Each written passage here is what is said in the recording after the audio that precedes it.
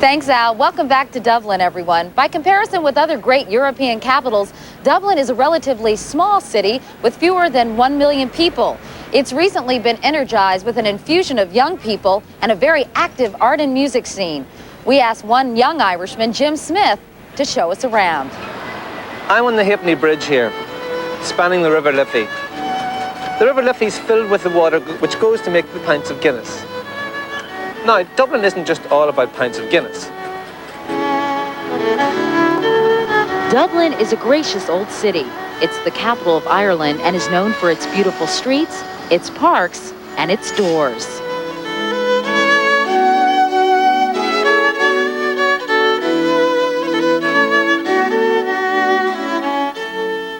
St. Patrick's Cathedral, built early in the 13th century, stands at the heart of the city on one of the earliest Christian sites here.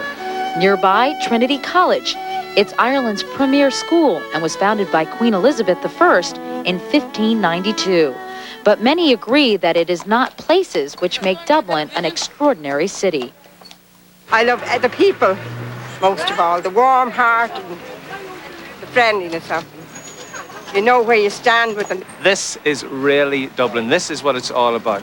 It's an area called the Liberties. Now, this is Meath Street, which runs right through the heart of the Liberties. And it's surrounded by butcher's shops and butcher's shops and butcher's shops. Have you been to the pubs then today? Oh, God bless us, we don't drink. In addition to classic old neighborhoods like these, there are trendy new ones, like Temple Bar, alive with young people and street musicians. Welcome to the machine. Dublin's music scene is becoming internationally known, a great place for Irish musicians like Sinead Lohan to flourish. I'm not spilling over the edges and I'm not easily fooled. Statues commemorate its fine writers like James Joyce, all part of a continuing tradition here. On Grafton Street, the city's main shopping area, poets peddle their work and cafe patrons enjoy international foods, a new trend for an old city. Croissant in Dublin. Meanwhile, pubs continue to be a way of life here for both Dubliners and visitors. Dublin gives you this feeling inside. It's a warmth, even when it's cold. When the sun's shining, your heart is huge. The people are caring. It's just a fabulous place to be. Like all of Ireland, Dublin's population is young, but young and old alike, most everyone seems very happy to be here. In Dublin on the sunny summer morning. Yeah. It's 8:11. Let's go up the street to Bryant. All right, Katie, thanks very much. It is the young people of Dublin that give the city much of its energy and vitality. Almost half the population of Ireland is under 25, and it is those young people that are driving this country into the 21st century. Journalist John Farrel, a native New Yorker, has lived in Dublin for 15 years. That's right, 15 years. What brought you here? What kept you here? Well, actually, what brought me here was I had finished university in New York, and I thought, I'll just get away for a while. And being a native New Yorker, you didn't feel there was anywhere else in the States you really wanted to go, because New York was a terrible snobs. So I said, I'll try Europe. And I came here, and I enjoyed it so much, I've stayed. Yeah, but New York is hardly a sleepy little town. No, certainly it isn't. But I grew up in Brooklyn. And in a way, when I first came to Dublin, I said, this is just like Brooklyn. There are churches and pubs on every corner, and I felt very much at home. And I grew up, of course, in an Irish-American environment. So there was no difficulty adjusting. What are some of the primary issues these days, do you think, that concern the youth of Ireland? Well, I think the youth of Ireland are very concerned about the environment. They're very concerned about social justice. And certainly in the context of the last 2 years, I would say they're most concerned about peace, particularly peace here in Ireland. This is a central issue because people feel that the 21st century, the new century that we're about to enter, is one which offers extraordinary opportunity for Ireland, and that it is time for us to reconcile, put aside all of our long-fought historical differences and work together for everyone's benefit in the next century. Ireland is a very conservative country. Yes, that's true. In the process of driving towards their own ends, have the young people created much of a generational split? Well, I think what has to be understood is that Catholic emancipation didn't happen until 1837 in Ireland. So because of that, historically, the Catholic Church has always had a great deal of influence. Now, what has begun to happen is that although Irish people remain deeply religious, they have begun to suspect that the state is not the place for religion to be enforced or enacted. So would it be because of this?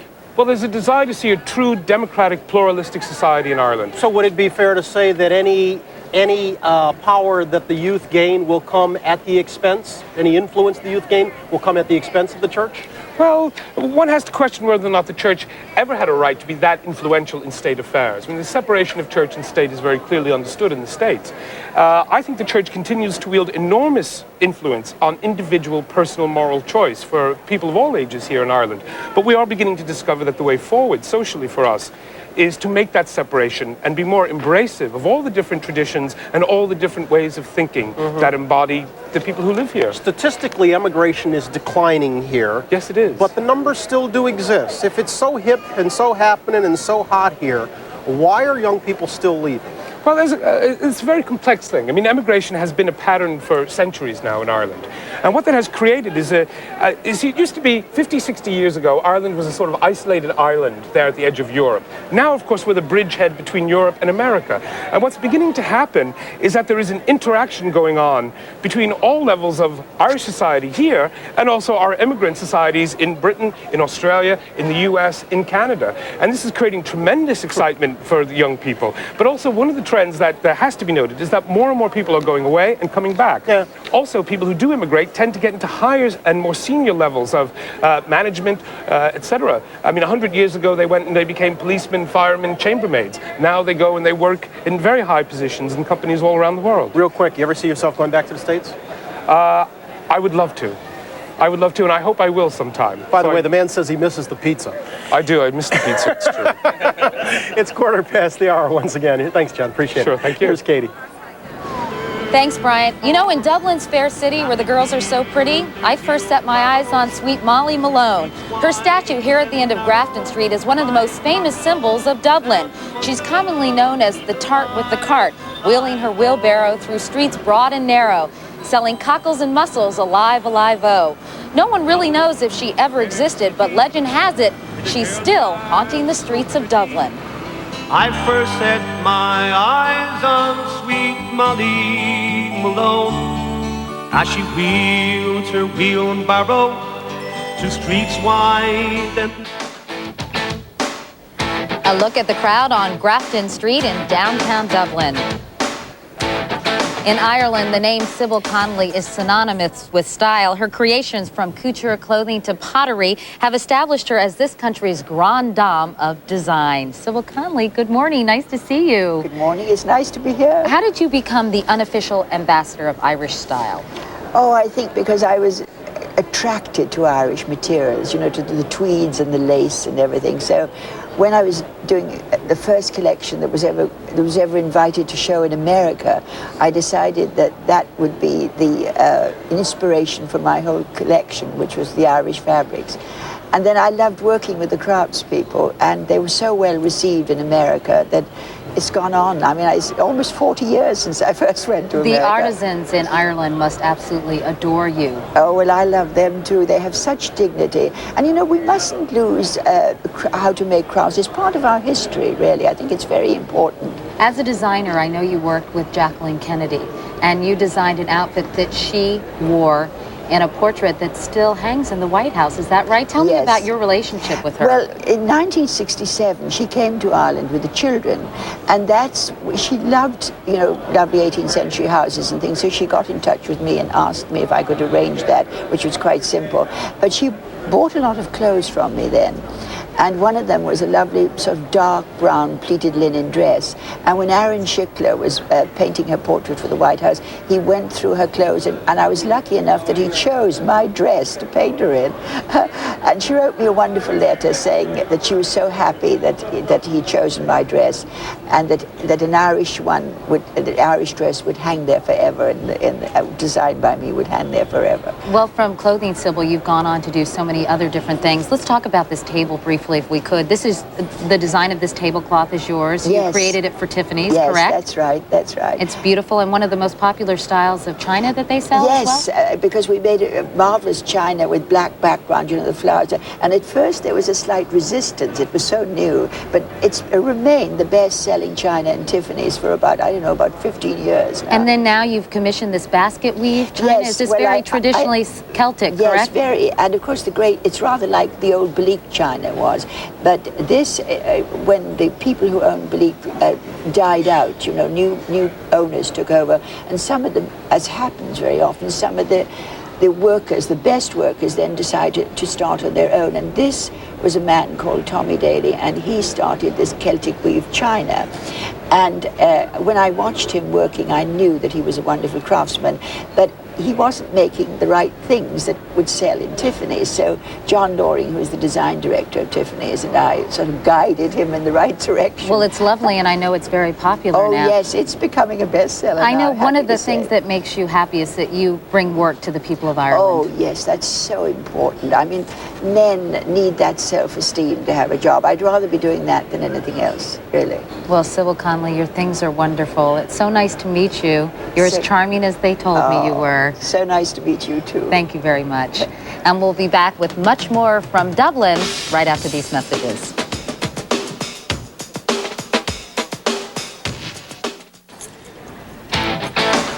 Very nice lady, Miss Connolly. Yes, isn't she lovely? And she also does silverware and crystal. She's very talented. There's really virtually nothing she doesn't do. But she doesn't do the crafts we're going to be talking about the next day. No, but a very, very talented artists, artisans all over Ireland do. And we're going to have some great ideas for things you can buy to bring your loved ones back home. We're also going to go up to Trinity College, take a look at the Book of Kells, and the Chieftains are going to be here, putting on a show in the street. Stay with us after your local news.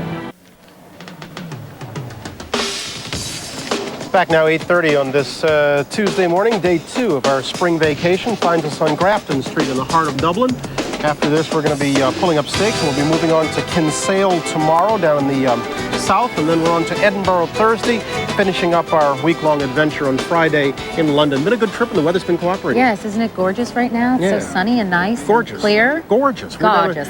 Grafton Street has been wonderful. We're going to head up the street in just a little bit over to Trinity College and take a look at the 12th century Book of Kells, and we'll do that in just a little while. It's That number is- one tourist attraction in all of Ireland. Isn't that amazing? I was Yeah. going to buy Ellie a Book of Kells coloring book. And then I thought you would probably want to stick to the Barbie one. Yeah, but, you might have saved that for a little later on in But life. it really is beautiful, what illuminated manuscripts, right? Yeah, Is that yeah, what we're they going to are? show that to you before we get away. All right. Well, speaking of souvenirs, Bryant, I know you bought Matt now those T-shirts. They're going to say, my buddy I got went him to Ireland, and all I got was this stupid I got him T-shirt. something else. Well, Don't let him cry just yet. If you're looking for some other ideas, we're going to show you some magnificent Irish crafts in this half hour. Then a little bit later on, we're going to end on a high note with the Chieftains. They've been in New York before, and now they're here on Grafton Street to perform for us. Katie, as you well know, Trinity College, which is Dublin's ancient seat of higher learning, is just up the street of here along the River Liffey. It's Trinity College. It's in the heart of Dublin, and it is technically on College Green. It is Ireland's oldest and most prestigious university, founded more than 400 years ago by Queen Elizabeth I on the site of a confiscated monastery. For more than 200 years, Trinity was strictly a Protestant school, but today, as you might well imagine, most of its 11,000 students are Catholic. Among its famous alumni, the playwright Samuel Beckett, political writer Edmund Burke. But its most famous resident today, the Book of Kells, a beautiful 1,200-year-old illustrated manuscript of the 4 Gospels. We're going to detail that for you in just a little bit. But once again, let's go on back to New York. Matt, don't worry, we got you something besides the T-shirt. Yeah, a hunk of that black pudding, probably. That stuff wasn't that bad. Come on, what did you call it? Oh, black pudding. Black pudding, Black And yeah. what's in it? Everything that isn't in head cheese. Oh, I like head cheese. If you get it down from Vauquerson's down in Louisiana, it's good. Honest to God. All right. Well, I think we're digressing here, Matt. Sorry, Matt. That's all right. We've enjoyed it. Brian, Katie, thank you. Questions? We've got answers. Katie, as you well know, we're inviting everyone to follow along on the internet as we take our travels, not only here in Ireland, but also in Scotland and in London. So if you'd like to learn more about the horses or perhaps about the Lusitania, we invite you to point your browser. The address is www.msnbc.com. See, I'm getting that stuff You're down. really getting the hang of that, Bryant. Yeah, you're getting the hang of another sport, right? Yeah, you think it looks like an oar, but this is actually a hurley stick Right. used in hurling, which is a very, very popular sport here in Ireland, originated in the ancient Celtic times. It's like field hockey. This is a very, very hard thing made of ash wood. So. I was going to say, it's kind of a cross between hockey and lacrosse. Right, exactly. Pretty rough, too. We got lots more ahead. One thing that's not rough is Riverdance. We got a performance in our next hour. Here's a quick preview as we head to your local news.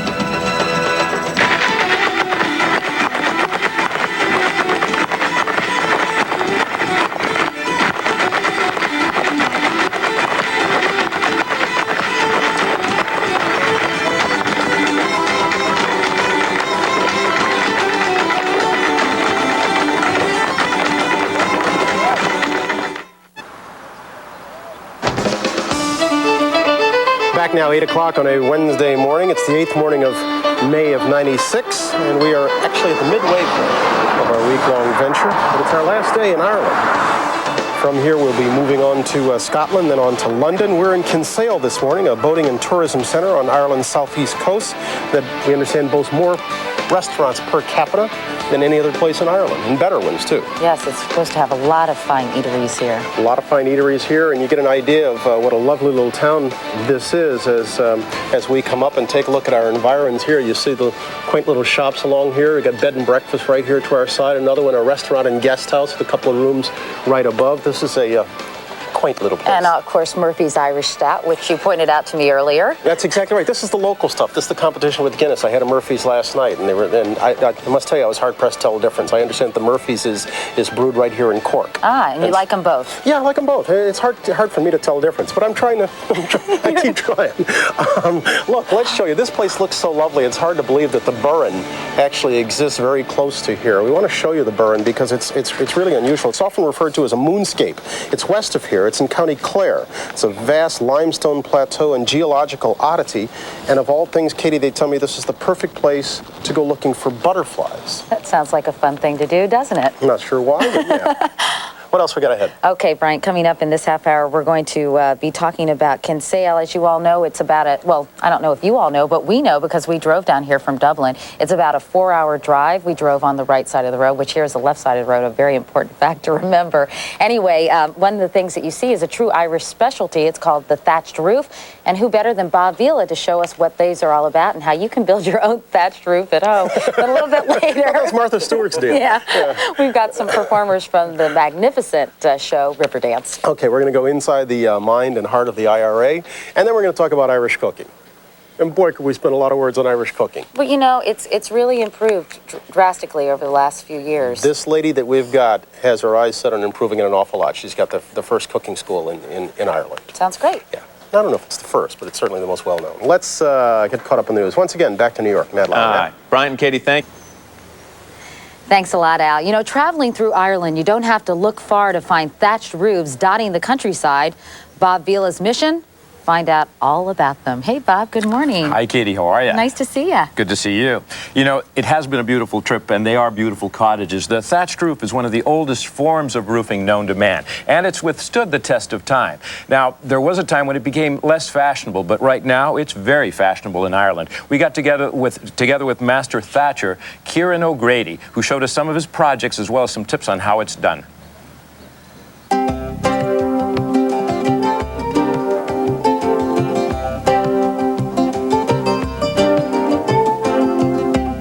The art of thatching a roof is being revived here in Ireland, is that right? I mean, you actually went to school to become a thatcher. Thatched roofs have been dying out at a phenomenal rate, and it's only in the last 10 or 12 years that they're holding their own and coming back. Yeah, it's interesting because traditionally thatching a roof was something that was for the poor people, basically in the countryside, right? And now it's the reverse. It's mostly the wealthier people who can afford to have a thatched roof. There's still plenty of ordinary people living in thatched houses. Now tell me about this roof. You did it how many years ago? Well, this one's only done 2 years ago. Oh, okay. So it weathers nicely right away, doesn't it? After the first year or two, it gets down to this color, and this is what it's going to stay at, kind of a goldeny gray. Mm-hmm. A good roof should last 35 or 40 years. How often do they catch on fire? Not very often. So there's a fire retardant that's applied to the reed? Yeah, they're dipped in it, and then there's a barrier between underneath it, on top of the rafter, so that the roof could burn for an hour before it'll affect the building. Kieran, is there a work in progress someplace around that we could take a close look at? There is, sure, yeah. Let's just get in the car and we can go down and have a look at one now. We are now in County Wicklow, about 30 miles south of Dublin, overlooking the Irish Sea. The brownish areas are the areas where the reed that is used for thatching grows naturally. Well, Bob, this is the barn that we're working on at the moment. It's nearly finished. And this is, last year's harvest of reed from that patch down below? The reed is harvested in January, February, March. It's necessary then to store it. Okay, let's get up on the roof. Okay. Now, the structure that you put the thatching off is basically just roof rafters with strapping applied. Let me see now. You just swing a whole bundle into place like that. Yeah. And then how do you use that legget again? Show me. Well, if you come over on this side. Yeah. What you do is you'll take the pin out, put it over here, cut the string, and so that the bundles, you know, blend in together, you just run your hand down there and you kind of keep one hand over and then you just dress them up. That's it.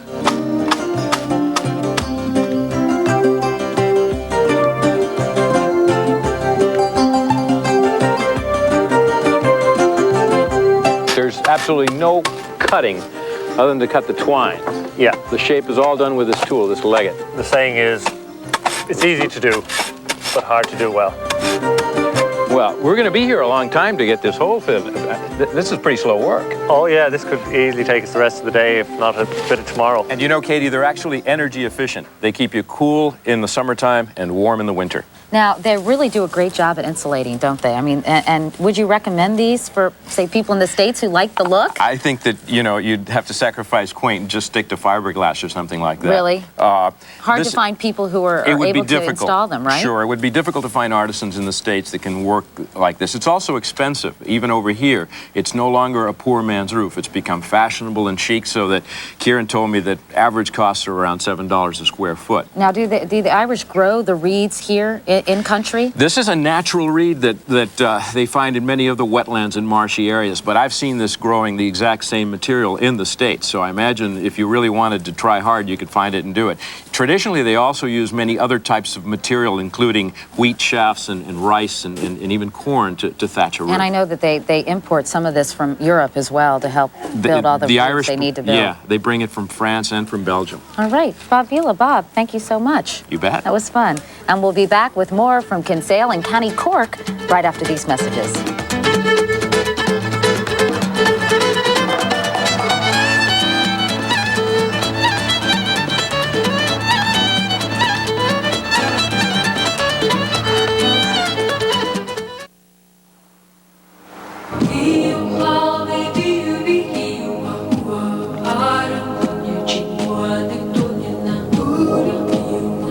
Kevin Toolis is a journalist of Irish descent who's recently spent 10 years writing a book that he refers to as a guidebook to the Republican soul. The book is Rebel Hearts. It's a personal account of the lives of the people of Northern Ireland, both Protestant and Catholic. Mr. Toolis, good morning. Good morning. You think that soul is greatly misunderstood around the world and misrepresented, don't you? Yeah, I think for 25 years, conflict went on in Northern Ireland. The IRA were depicted as a sort of faceless enemy, just mindless terrorists.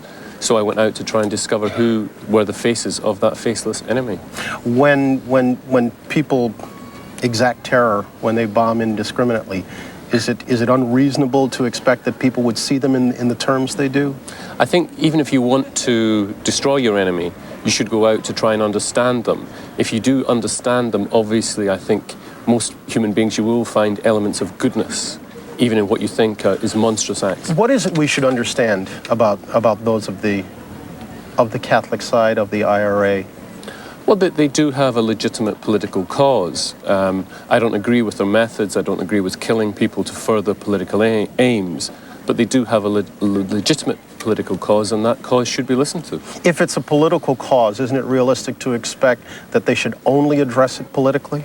Sure, but history is a convoluted game. The British had 30,000 combat troops in Northern Ireland, helicopter gunships. I mean, it was a mess.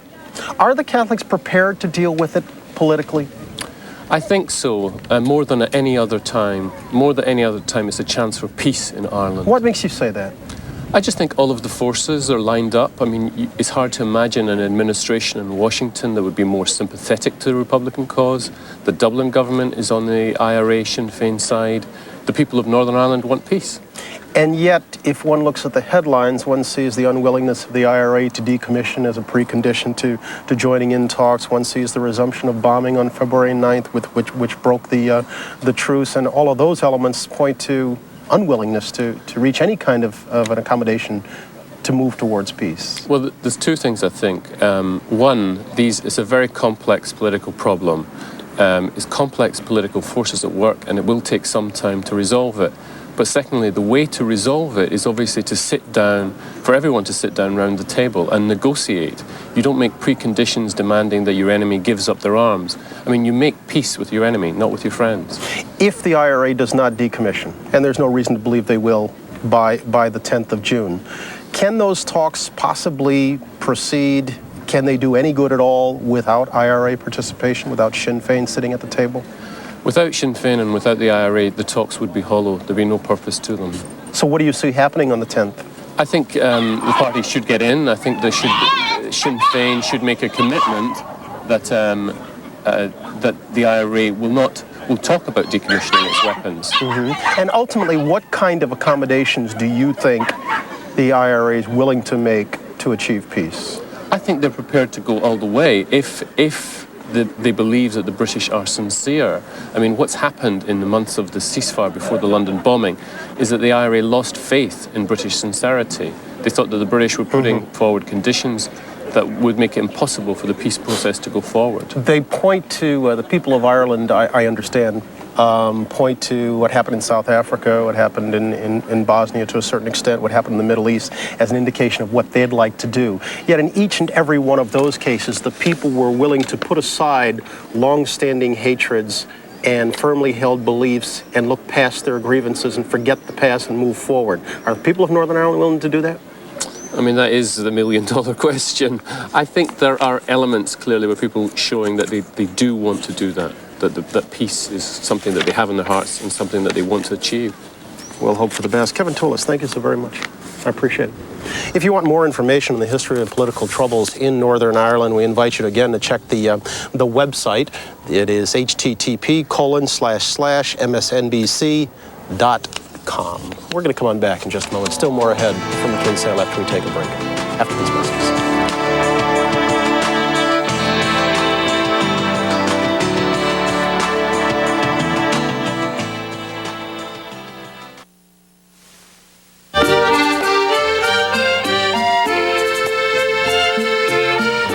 Back in Kinsale, did you hear the little Jack Russells here that were decided to make a little ruckus during They were Maynard? mad dogs, definitely.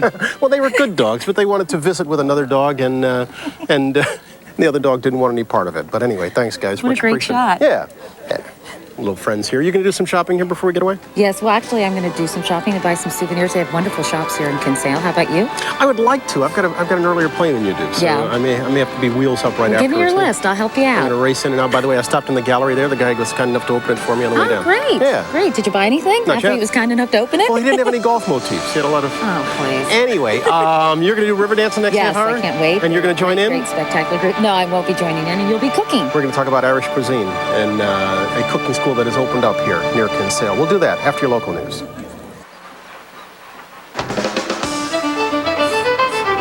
Back now, 8:30 on this Wednesday morning. We're back in Kinsale, a little village that is known as a yachting center and oddly enough as a cooking center. And we've moved up into the back streets of Kinsale and see some of the folks who joined us out here this morning. It's just about the whole population of the town. What is it, population right. 2,000? That's right. A big crowd has turned out. Really cute. Lots of school children from Kinsale are here and some from Cork as well. So that's nice to see them, isn't it? They've actually settled in for a performance that you're going to be That's masterminding. right. Yes, a show called Riverdance, Bryant, has really become an international phenomenon. And when they were on the Today Show in March, there was dancing in the streets. They were doing the dancing. We're going to have a repeat performance in this half hour, and I think you'll really enjoy them. All righty. We're going to talk about Irish cuisine. Now, there are a lot of people who suggest that putting a cooking school in Ireland is a little bit like putting a skiing school in Saudi Arabia. You better stop dissing the Irish Well, food. look, even the English, whose food is, even they say Irish food is, But it's a lot has changed in recent years. Well, particularly in this area. This area is known for fine cuisine. And well, look at the bounty of great fresh That's exactly right. ingredients So around us. we're going to cook from the sea, in fact, in just a little bit. A little bounty from the sea. Darina Allen is going to take us through it. Good, because guess what? I'm hungry. Let's go. What else has changed? Let's go. Going back to the news notes once again. Matt?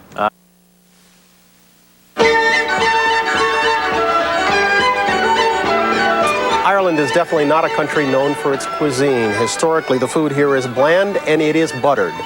But that may be changing, thanks in great part to Darina Allen and Ballymaloe, nestled in the farmlands of Shanagarry. Ballymaloe is the most famous cooking school in all of Ireland.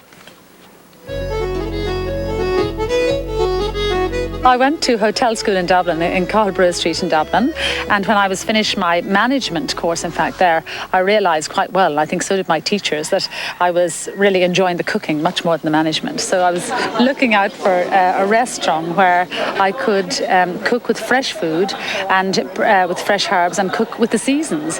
So I heard about this farmer's wife down in County Cork who had opened a restaurant in her own house, and this was considered to be an absolutely extraordinary thing to do at that stage. And this woman, of course, was Myrtle Allen. I just felt I wanted to open a restaurant because I felt our food was very good, and I felt that the food of the country houses around was so wonderful. It seemed to me to be better than any food anywhere else.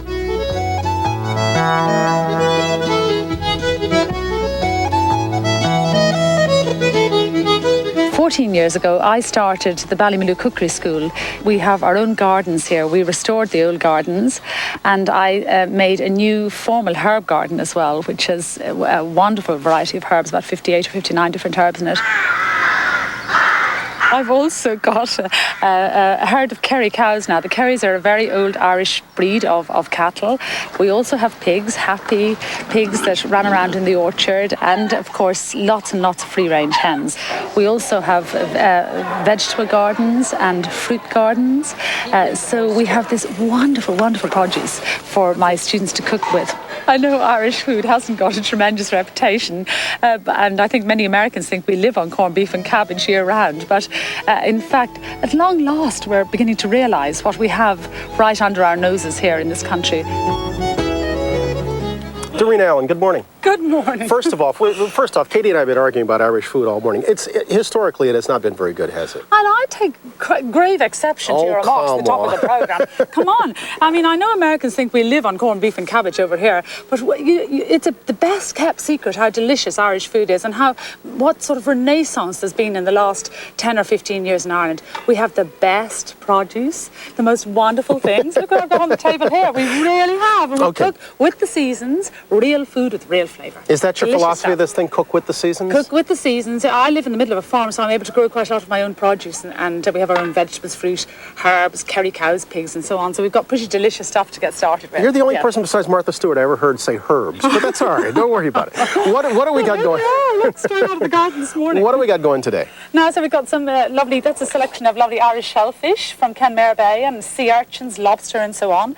This is a little rosette of Irish smoked salmon with smoked hake that comes from an artisanal food producer. Smoked what? I'm sorry? Smoked hake. Oh. It's a fish, a white fish, and that comes from an artisanal food producer down in West Cork. Really, really good stuff. Delicious. This is Irish coffee meringue, discs of coffee meringue with a whiskey flavoured cream in the centre. Ooh. Pretty good. The very first of the Irish asparagus. Wonderful, just came yesterday. A selection of Irish soda breads.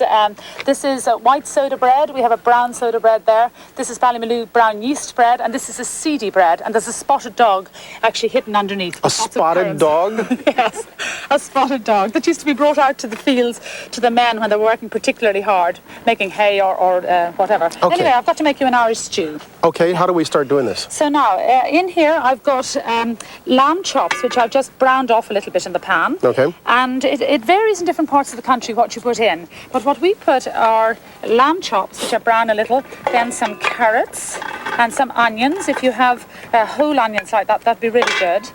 And you usually put this in layers when you're not in as much of a hurry as I am. And then lots of salt and pepper between every layer, because the seasoning's really important. Okay. Okay. And then you cover the top with Do you put them all in at the same time, or wouldn't the potatoes take more time than the carrots and the onions? No, the potatoes will just cook in the steam on the top. All right. And then it's a one-pot dish. The whole lot is in one pot. So you turn it on and put some stock on it as well. Stock materializes? Stock, yes. Lamb stock. I'm going to turn that cameraman into a chef in a minute. And you leave that for how long? I leave that for about an hour to an hour and a half, depending on what age the spring lamb is or whatever. Okay. And that'll be really good. We put a lid on the top of that, and then it just bubble it up and cook gently. It'll be wonderful, wonderful. And then we'll sprinkle lots of parsley over the top. Look, I have one here. You see the potatoes are on top.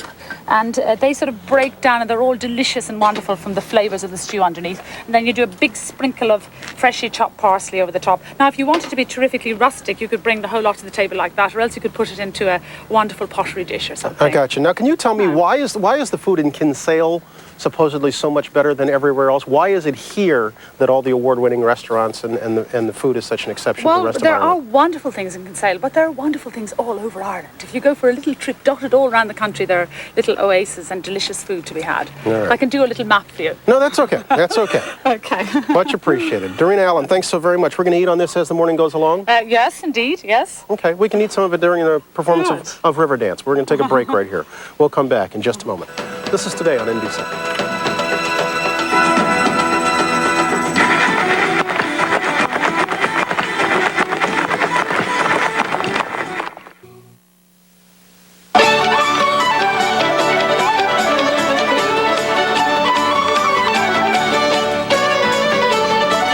Lively Irish music, magical choreography, and lots of fancy footwork. These are the hallmarks of Riverdance.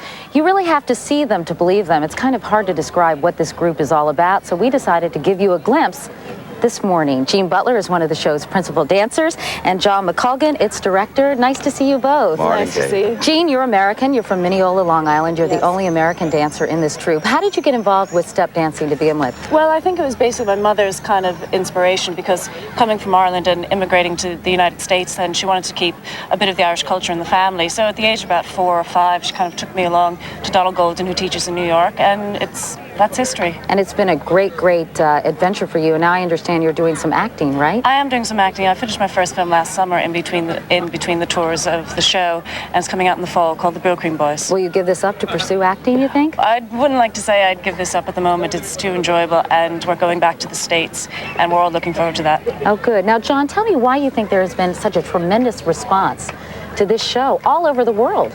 Well, I think that all of the artists in the show, we have 40 marvellous Irish dancers. They've been working since they were 4 years of age. We have a marvellous Spanish woman who does flamenco. We have African Americans, and they all come from a deep-rooted tradition. They come from somewhere, and they're talking about, through their dancing, where they come from. And I think the audience pick up on the truth of that, and they subliminally pick up on that, and they're excited by it, and they're moved by it. And people cry and they applaud. And at the end of every night, if everybody's standing and applauding and crying, people are moved by the show. You recently performed in Belfast, and that was a very moving experience for you, correct? Well, Belfast was particularly moving. We played there for a month to full houses every night, and from across the community, across the divide, from both communities, there was a mix of an audience every night, and they particularly found it very moving. And every night the cast used to look out and see the audience standing, applauding, cheering, and crying. And it was Belfast particularly was moving for us. I bet. Now I know you're going back to the States. It must have been an incredible experience for you to perform at Radio City Music Hall as a New Yorker. It was, because it was home, and there was about 120 family and friends in the audience. Well, and the buzz from everybody fantastic. coming over as well. It was just fantastic. Oh, that's great. Well, I can't wait. Those people who didn't get to see it in Radio City Music Hall, we're back there on the 29th of September for 3 weeks, and then Boston, Chicago, Los Angeles, Las Vegas, Seattle, Detroit. Yep, we're coming back. Busy. We're Well, I coming can't back. wait to see you perform again. I enjoyed the show at Radio City, so Riverdance. Thank you very much.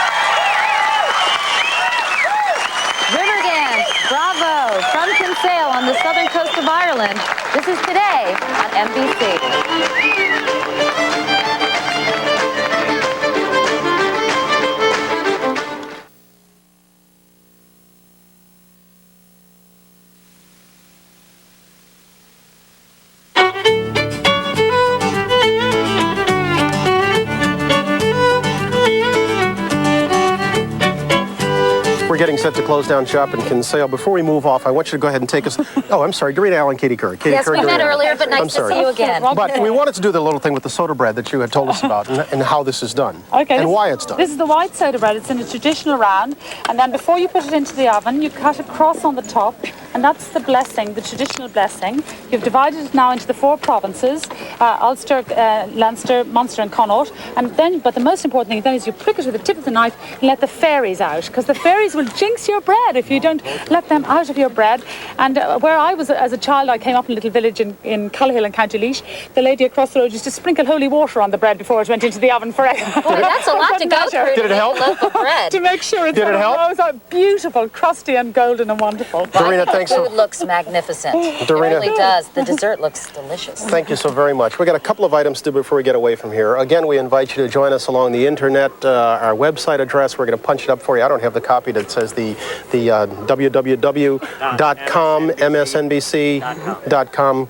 Right? Did I get it right? You don't have that memorized? No, that thing is very unattractive. And I know you want to talk about the video cassette. That's the right. number You there. can order a copy of the video highlights of our trip to Ireland, Scotland, and London if you call 1-800-420-2626. All right. Darina, thank you so very much for joining us. All right, we'll Much come back and see appreciated. you soon. Will do. Will do.